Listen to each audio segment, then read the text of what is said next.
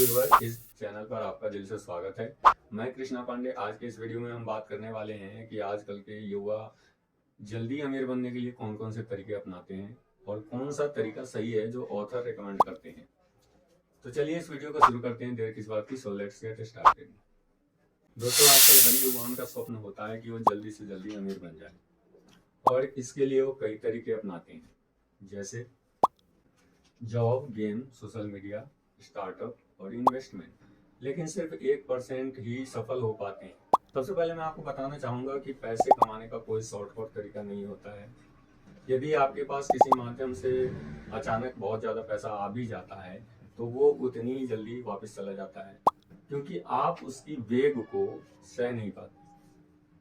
आजकल हर युवाओं का स्वप्न होता है कि वो जल्दी अमीर बन जाए और इसके लिए वो कई तरीके अपनाते हैं। सबसे पहले मैं आपको बताना चाहूँगा कि पैसे कमाने का कोई शॉर्टकट नहीं होता है और शॉर्टकट पैसे कमाने का तरीका भी गलत होता है। इसलिए शॉर्टकट पैसा कमाने का तरीकों से आप बचे रहें तो ज़्यादा अच्छा है।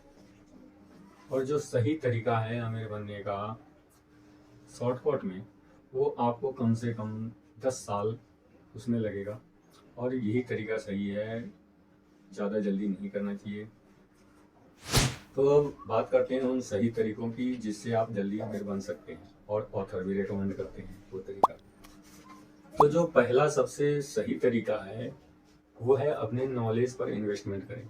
हमेशा कुछ नया सीखते रहें, क्योंकि आज आपके पास जो नॉलेज है ना, वो आने वाले 5 साल के बाद बेकार हो जाता है। इसलिए नए नए तरीके सीखते रहें, अपने नॉलेज पर इन्वेस्टमेंट करें। सबसे अच्छा इन्वेस्टमेंट कहा जाता है जो आप अपने नॉलेज के ऊपर, अपने माइंड के ऊपर इन्वेस्टमेंट करते हो। और नॉलेज एक ऐसी चीज़ है जो ज़िंदगी में हर कदम पे आपका साथ देता है, चाहे वो जॉब हो या कोई बिजनेस हो या कोई भी सेक्टर हो।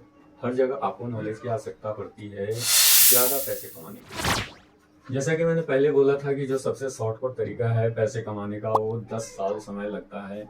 आप किसी भी सेक्टर का या किसी भी सेलिब्रिटी का या जॉब का या बिजनेस का आप 10 साल का डेटा एनालाइज करोगे तो 10 साल में किसी भी चीज़ में अच्छा ग्रोथ देखने को मिलता है।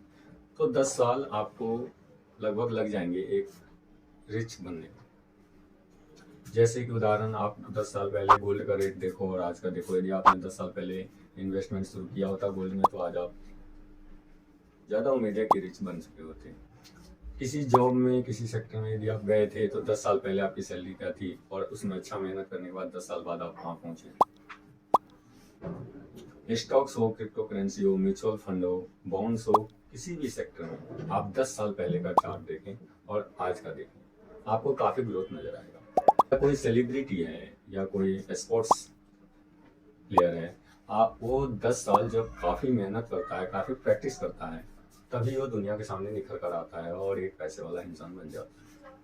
इसलिए जो सही तरीका है रिच बनने का, उसमें 10 साल का समय लगता है। इससे पहले यदि आप रिच बनते हैं तो गलत तरीका होगा और आपके लिए नुकसानदायक भी हो सकता है। आप किसी भी कंपनी का यदि बैक रिकॉर्ड देखो तो उसमें भी आपको 10 साल पहले वो कंपनी बहुत पीछे थी और आज के टाइम पे वो कंपनी बहुत आगे बढ़ चुकी है। किसी भी कंपनी का आप रिकॉर्ड उठाकर देख लो 10 साल पहले, तो 10 साल मिनिमम लग ही जाते हैं जीवन में आगे बढ़ने। और आप कहीं इन्वेस्टमेंट भी करते हो तो पैसे को कंपाउंड होने में समय चाहिए। उसमें भी यदि आप 10 साल इन्वेस्टमेंट करके छोड़ दो तो वहाँ भी 10 साल में आपको काफ़ी ज़्यादा ग्रोथ दिखेगा। इसलिए आपको रिच बनना है तो कम से कम 10 साल आपको हार्ड वर्क करना पड़ेगा। और यदि आप चाहते हो कि रातों रात मैं रिच बन जाऊँ, 1 साल में बन जाऊँ, तो ये बाई चांस ही होता है। वो भी आपके इन्वेस्टमेंट और बिजनेस में ही हो सकता है। कोई गलत तरीका बिल्कुल भी ना अपनाएं। और आप किसी भी सेक्टर में हो, चाहे जॉब करते हो, बिजनेस करते हो, इन्वेस्टमेंट करते हो, उसमें आप डेली अपने नॉलेज को अपडेट करना बिल्कुल भी मत भूलें। अपने आप को अपडेट करना बहुत ज़रूरी है। यही अपडेट, यही नॉलेज आपको जीवन में आगे बढ़ाता है। इसका अहम भूमिका होता है, इसलिए नॉलेज को लगातार अपडेट करते हैं। चौथी बात है, आप सिर्फ कमाने से या हार्ड वर्क करने से कभी रिच नहीं बन सकते।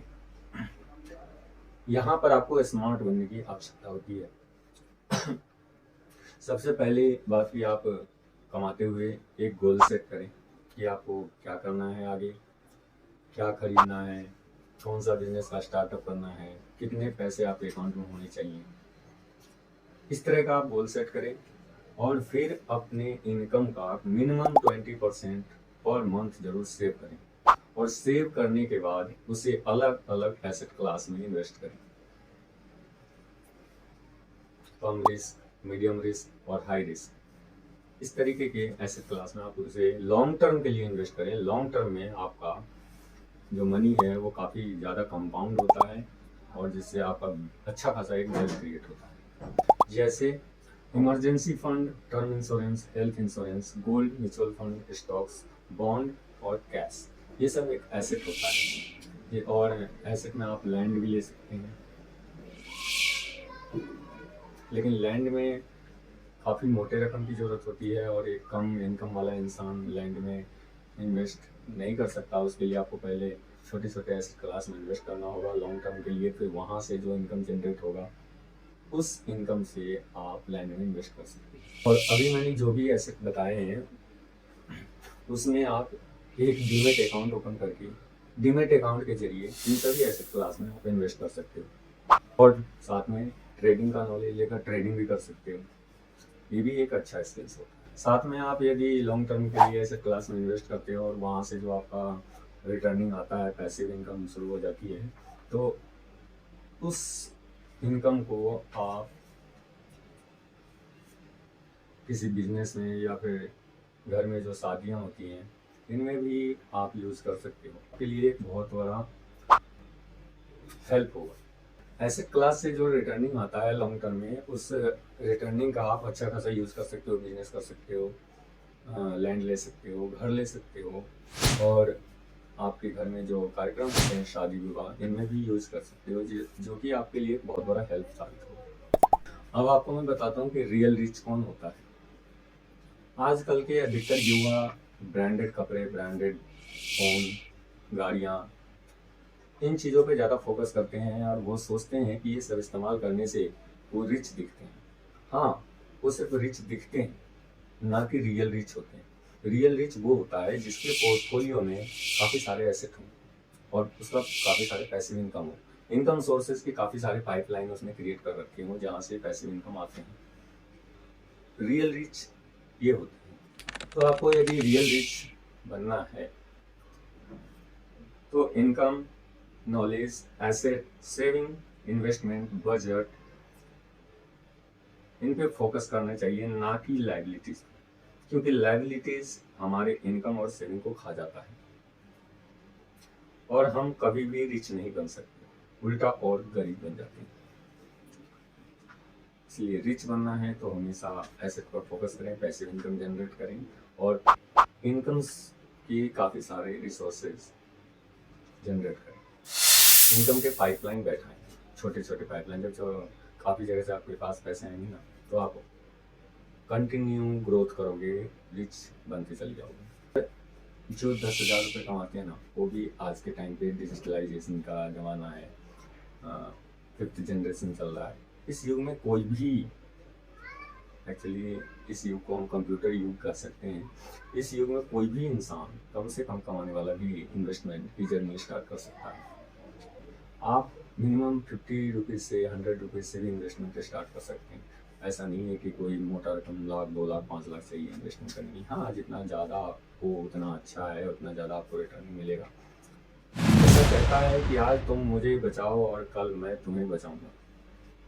आज तुम मेरे लिए कमा रहे हो, कल मैं तुम्हारे लिए कमाऊंगा। इसलिए saving is the most important part in the life. First saving then spending.